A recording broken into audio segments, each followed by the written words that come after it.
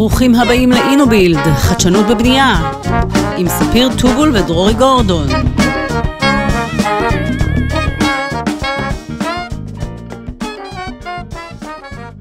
שלום, ברוכים הבאים לפרק של אינובילד, חדשנות בבנייה.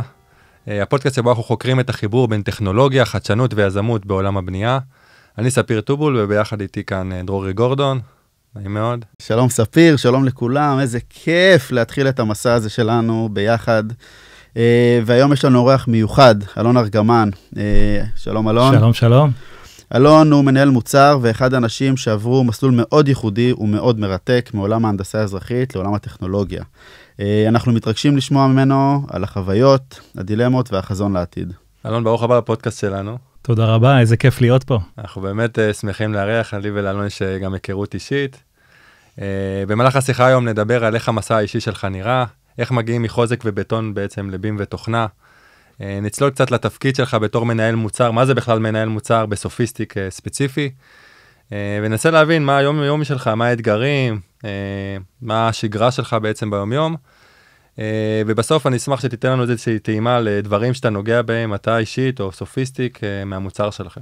הכל, אלון, בואו נתחיל מההתחלה. ספר לנו על הדרך שעברת ואיך הגעת לנקודה שאתה נמצא בה היום. עם כמה שזה נשמע קלישאתי, זה התחיל מזה שבאמת בגיל צעיר, כשאמא שלי באה לאסוף אותי מהגן, אז היינו בעצם מרכיבים, אתם אולי זוכרים את זה, היינו מרכיבים בעצם מקוביות עץ כאלה גדולות, היינו ממש בונים כזה ממבנים וכאלה, אז כשאמא שלי הייתה באה לאסוף אותי, הייתה אומרת לגננת, הוא יהיה מהנדס יום אחד. כן, ומשם זה באמת גם המשיך לכיוון קצת טכנולוגי, שבעצם למדתי מהכי הרבה דברים שקשורים בעצם ממש למחשבים, הייתי קצת טכנאי PC, היינו מרכיבים מחשבים ביחד, וגם נכנסתי בגיל מאוד מאוד צעיר, בגיל 12 בערך, למין חוג מחשבים כזה, שהיינו ממש לומדים תכנות, ובהמשך גם לימדתי בעצמי, שפות כמו HTML, כל זה אנחנו מדברים עוד על התיכון, כן? אפילו עוד לפני, חטיבת ביניים, משהו כזה. משם בעצם הייתי לוחם אחר כך בצבא, ותוך כדי הצבא כבר הבנתי שאני רוצה ללמוד הנדסה אזרחית בטכניון. לא הרבה, כאילו, כיום לא הרבה יודעים את זה, אבל לא התקבלתי לטכניון בהתחלה. התחלנו במכללת ספיר, אני וספיר, התחלנו בעצם ביחד. במכללת ספיר, משם הצלחנו, היינו מהיחידי סגולה שהצליחו לעבור לטכניון. בעצם אני רק אספר למי שלא מכיר, מכללת ספיר יש לה איזשהו מסלול של אפיק מעבר, שנה שאתה לומד הנדסה כללית, ואם הציונים שלך מספיקים, אתה יכול לעבור למקומות כמו הטכניון, בן גוריון. ומשם, תוך כדי תואר ראשון, אני מאוד אהבתי את התחום, ידעתי בהתחלה, זה היה מאוד ברור שאני הולך לכיוון הקלאסי של בעצם הנדסת מבנים, ואז תוך כדי שנה שנייה, שלישית, הבנתי שבעצם אני אוהב גם את העולם הזה של מחשוב, ואמרתי, למה שאני לא אשלב בעצם את השניים ביחד? אז תוך כדי שנה שלישית כבר פניתי לפרופסור רפאל זקס, שאחר כך בעצם הפך להיות המנחה שלי בתואר שני, ונכנסתי לעולם הזה גם של אפילו AI במחקר שלי, וגם בכללי, כל הנושא הזה של מחשוב, בעיקר בים, אנחנו בטכניון אנחנו בעצם למדנו רביט, עוד כבר בשנה א', ונראה לי שבעצם באותה תקופה הזאת הייתה האוניברסיטה היחידה בארץ גם שלמדנו רביט. ומשם זה הכל התחיל, משם עברתי בעצם גם לסופיסטיק, שגם הזה היה במקרה, הכרתי את בן שיק, בעצם הוא המנכ"ל של סופיסטיק בישראל, תוך כדי התואר השני שלי בטכניון, מעניין לי לשמוע למה בכלל הלכת לתואר שני, האם הלימודים בתואר ראשון לא הספיקו לך בשביל להגיע לתפקיד הטכנולוגי, היית צריך ידע נוסף בשביל להתקבל, או בשביל הידע שהיית צריך שם בעבודה? זו שאלה ממש טובה, והרבה אנשים באמת שואלים אותי, איך הכי נכון בעצם להגיע לעולם הזה שמשלב בין מחשוב להנדסה אזרחית?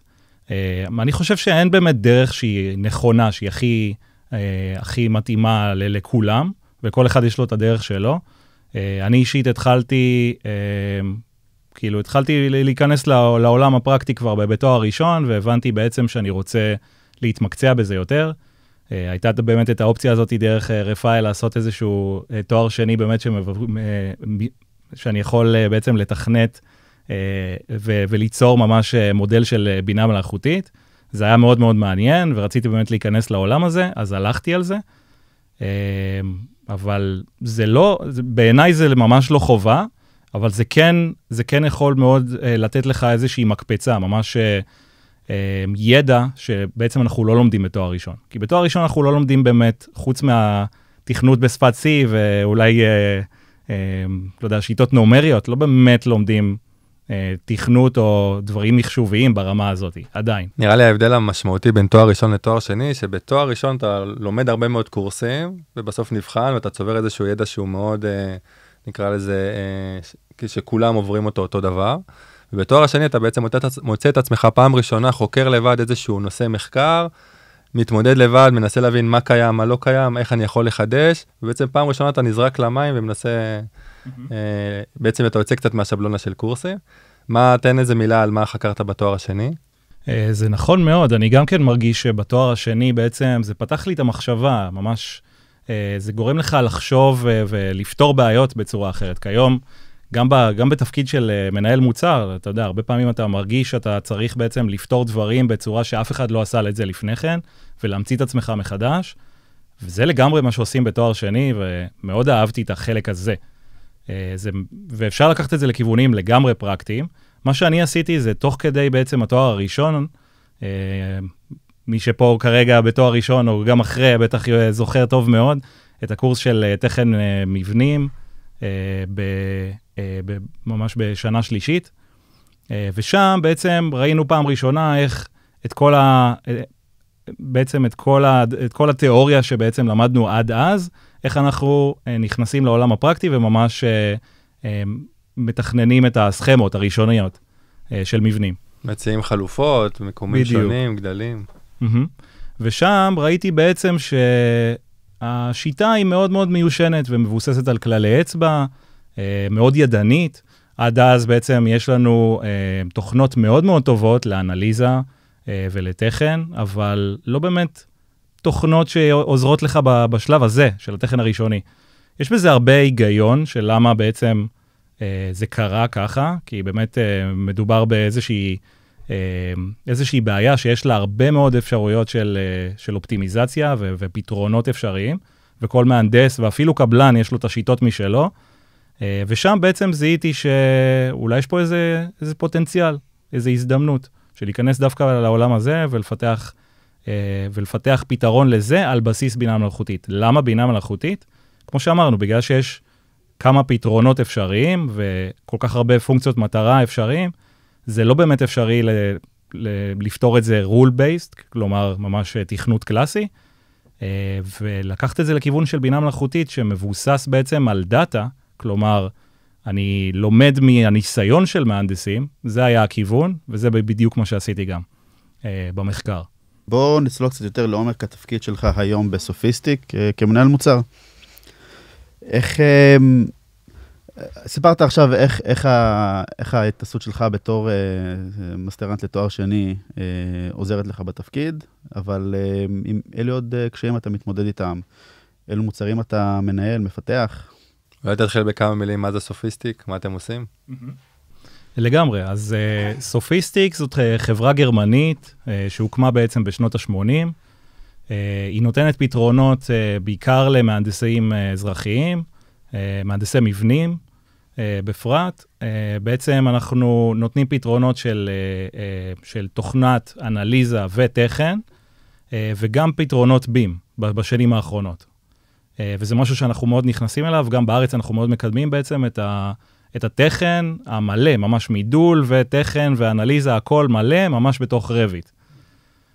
ואנחנו, בסופיסטיק ישראל, אנחנו נותנים גם פתרונות לאדריכלים וגם ליועצים אחרים בעצם בתחום שלנו, בענף הבנייה, בזה שאנחנו גם מוכרים בעצם בנדלים עם מוצרים של אוטודסק. אז אני מנסה להבין, אתם בעצם נותנים איזשהו תוסף שמתחבר על רביט, ומאפשר לעשות אנליזות למבנה בשביל התכן של המבנה, בשביל לתת את המידות, את הזיון.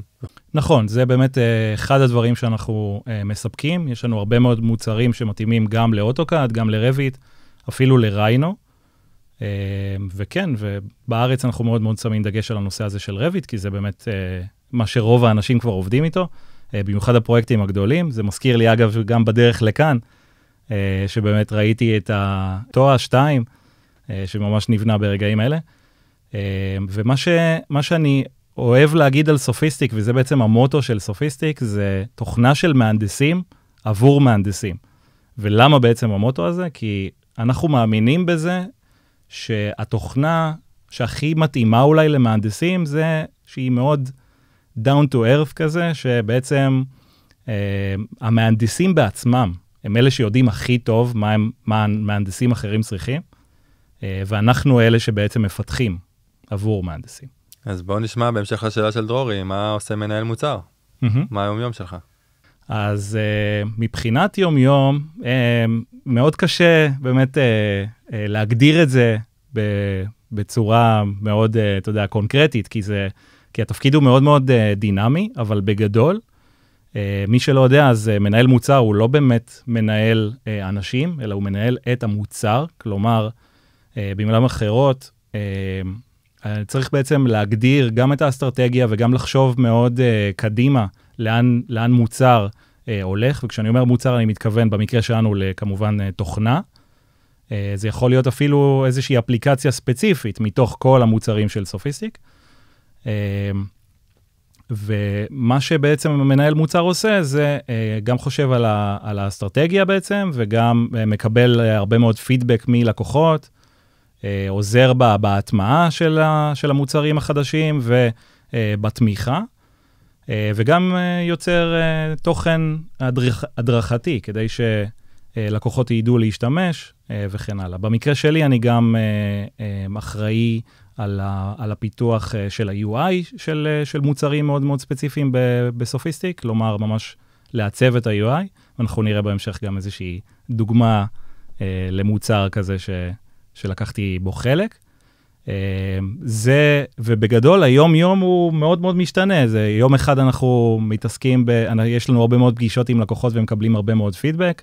יום אחר זה בכלל להתעסק אך ורק בליצור אפילו סרטון של המוצר החדש ולהעלות אותו ללינקדין ולקבל קצת פידבק גם מהקהילה. וכן, זה מאוד מאוד דינמי. אותי מעניין לשמוע האם הידע שצברת בעצם בהנדסה, הנדסה אזרחית, בטכניון, תורם לך דה פקטו ביום-יום כמנהל מוצר, או שזה נחמד, למדת הרבה איך לתכנן, אבל בפועל ביום-יום יותר מעניין אותך מה לקוח רוצה ואיך אתה מציג לו, או שאתה משתמש בידע הזה.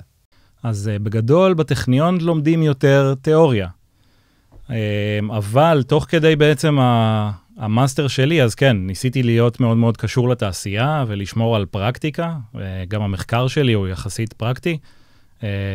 יכול להיות שהוא הקדים את זמנו, ובגלל זה באמת אנחנו לא רואים בהם פתרונות מהסגנון הזה, אבל זה לגמרי הולך לכיוון הזה של AI, אנחנו חושבים על זה גם בסופיסטיק היום, אז הידע שלי בעצם גם במחקר מאוד בא לידי ביטוי כיום בקטע שאנחנו באמת הולכים לכיוון הזה וחושבים על הכיוונים האלה.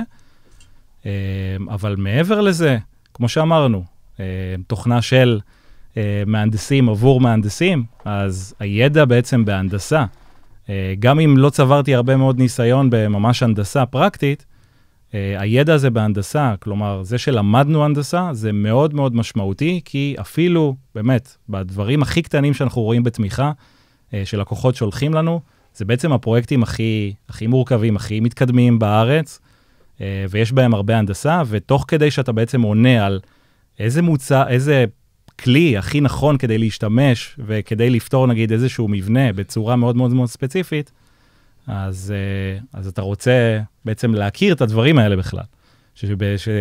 שלקוח שואל אותי, איך אני עכשיו מחבר בין אלמנטים אנליטיים ברביט, אנחנו בסוף צריכים לדעת מה הצורך ההנדסי מאחורי זה, ולהתאים את ה-workflow למשתמש.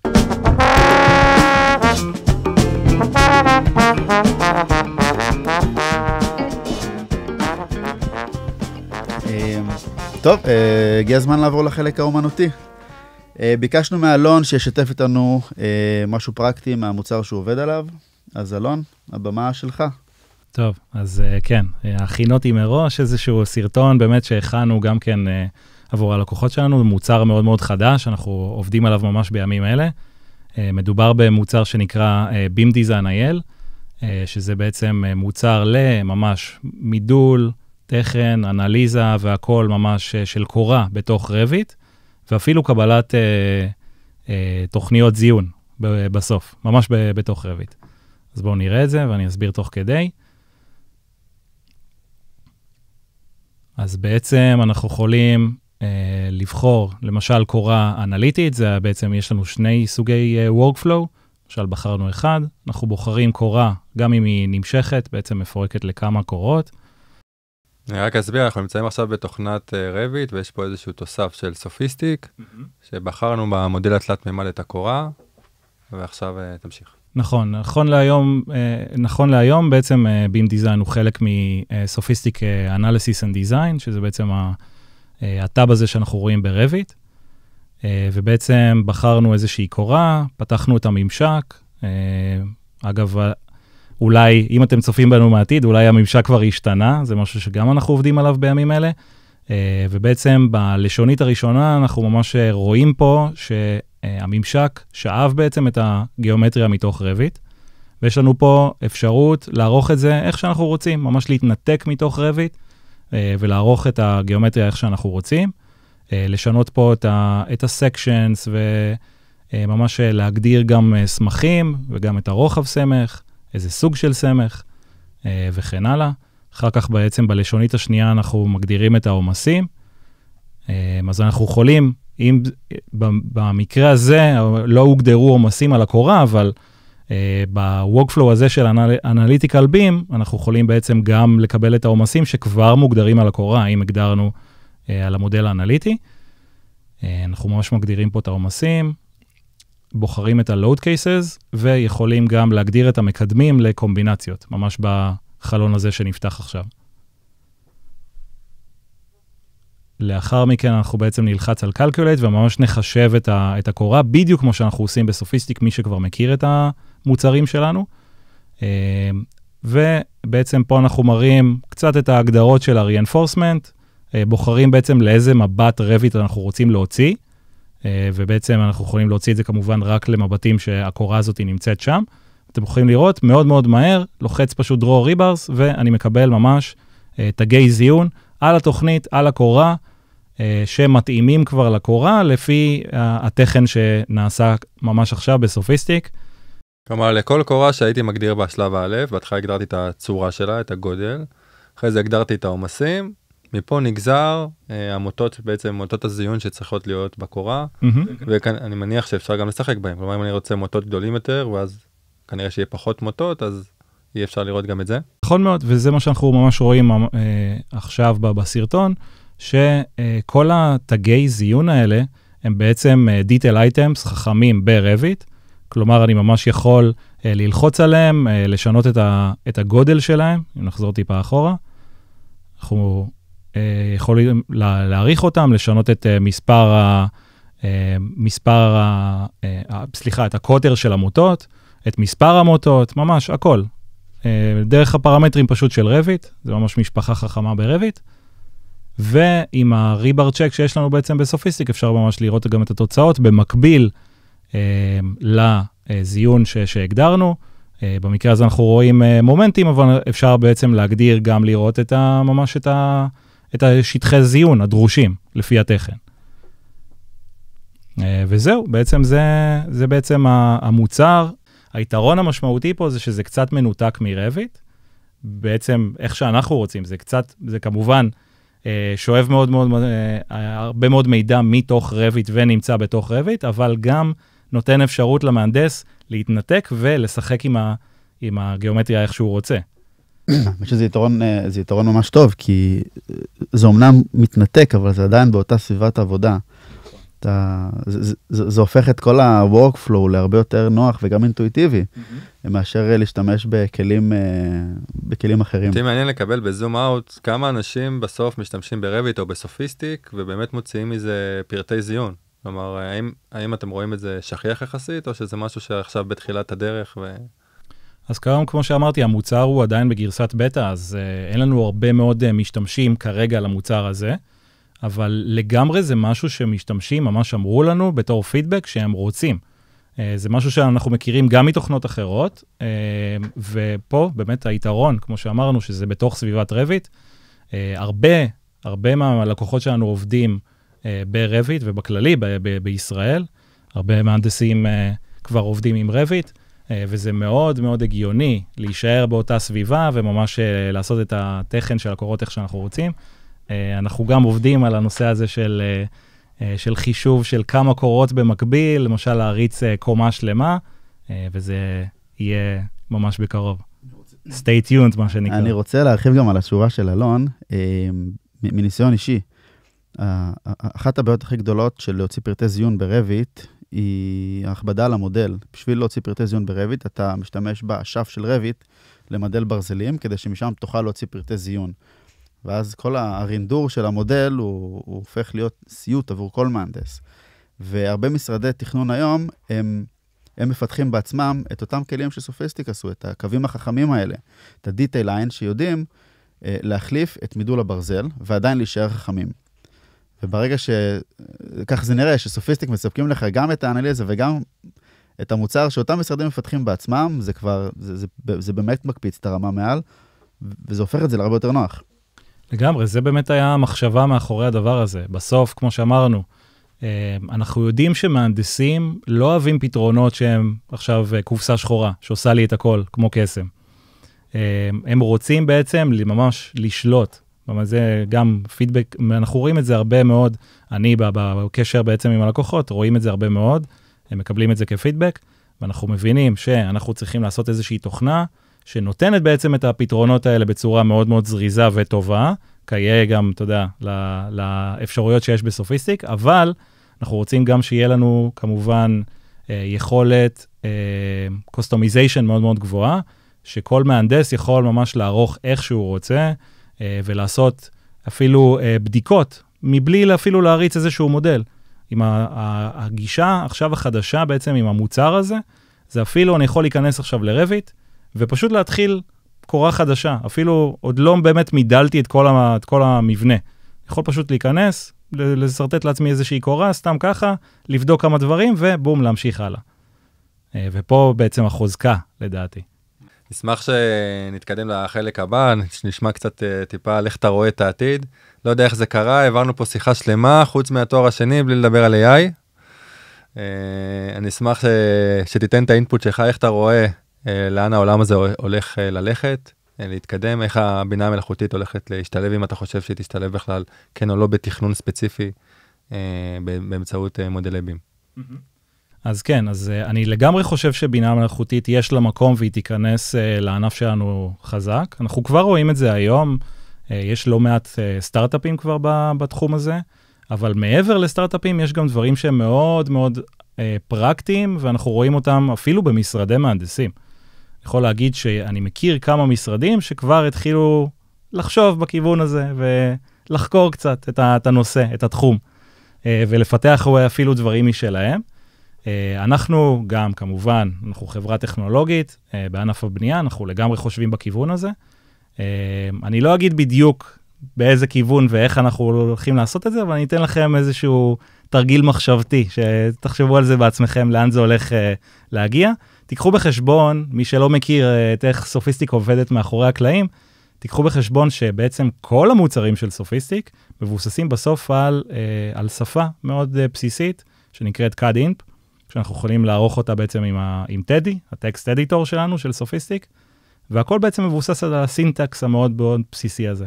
תחשבו אחר כך איך אנחנו יכולים להשתמש בזה ב-AI, למשל LLM, בדיוק. עם כל המהפכה של ה-ChatGPT וה-LLM, כולם מחפשים להבין איך הקובץ שלהם, או מה שהם מתעסקים איתו, מתורגם לטקסט, ואז להכניס אותו לאיזשהו מחולל כזה ש... תוכל להרחיב מה זה LLM?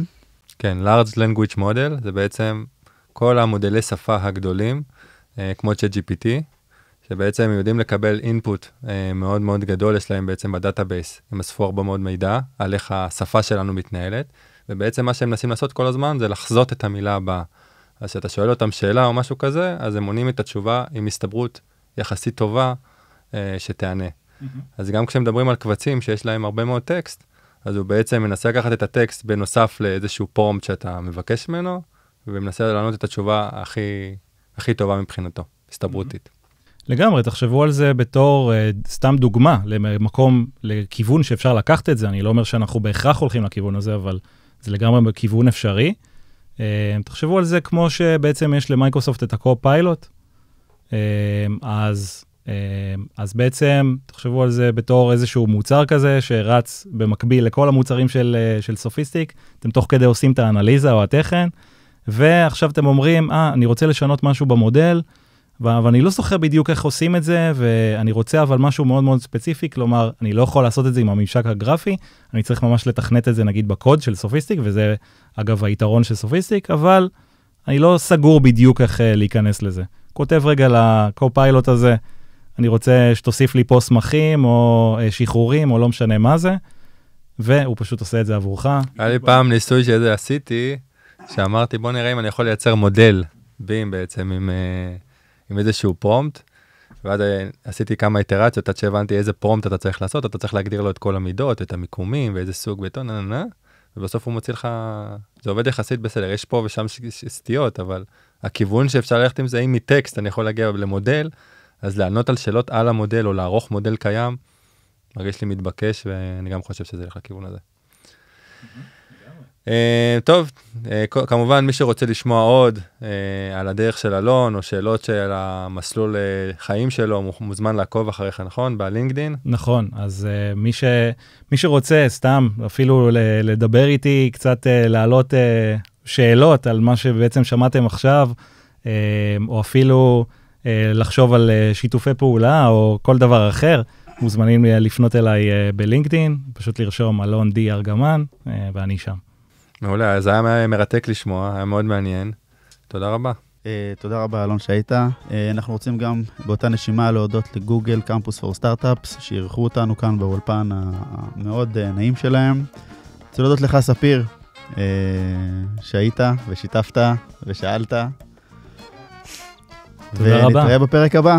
תודה רבה, שיהיה לכם הרבה בהצלחה, ושמחתי מאוד להתארח כאן היום. באהבה.